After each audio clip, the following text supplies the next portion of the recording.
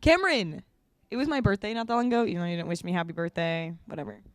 I did wish you a happy birthday. You probably just ignored me. Well, you didn't wish it to me on the Eagles Eye. And that's what's really important in life. I probably wasn't even there for that week since Yeah, you miss a lot. I'm absent. Well, I turned 18. 18? And guess what? It was before the election. That means you could vote. I did vote.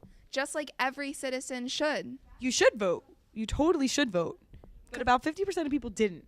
But there's actually, you know what? A small percentage of the student population here can vote because a lot of them, like you, are children.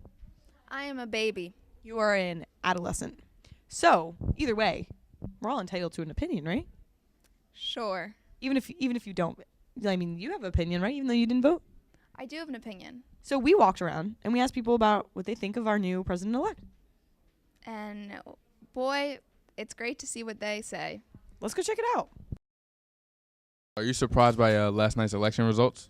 Well, I have to say that the answer to that is no.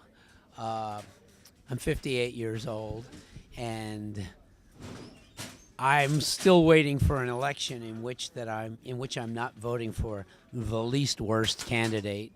So when you have two individuals that are so difficult to like and so difficult to trust, then as far as I'm concerned, it was a coin flip, and I was ready for either outcome. I think what shocked me the most is that while everybody takes history class when they're in middle school and high school and they see what's happened in the past with slavery, with our African American people in the country and with Jews in the country and with our Hispanic people in the country. In your opinion? Honestly, in my opinion, it's going to be how he treats our allies.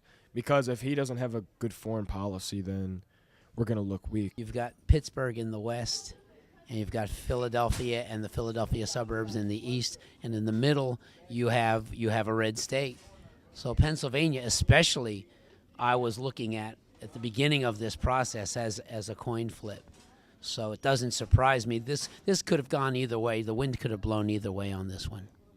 So now since the election votes are in and we know who our next president of the United States is going to be, what do you think is the biggest issue facing this country? I think it's like the period after the American Civil War.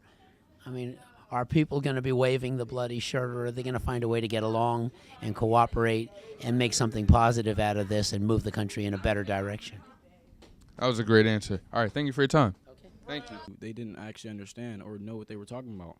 Most Americans really are guided by social media, and social media affects a lot of everyone greatly. So since Trump was looking very good on social media and they were knocking Hillary the whole time, most people probably voted for Trump, and it wasn't too much of a surprise. I called it. Now that we know that Donald Trump is the next president of the United States, what do you think the biggest issue is facing America?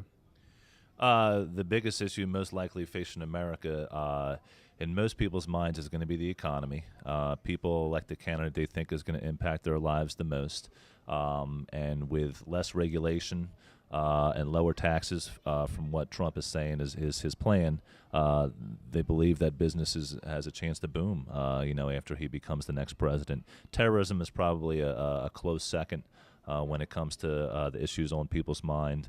But I would say, when we look at the number one issue, it's the economy. No question, it's the economy. As a nation, and I think that's one thing that we're going to learn from this, whatever side you were on, I think that we have to stay united and come together as a country. That Trump won Pennsylvania, which historically voted Democrat for many years? Not at all. I'm not surprised at all. If you, I'm on the soccer team, and wherever we went to our away games, there's always Trump signs everywhere.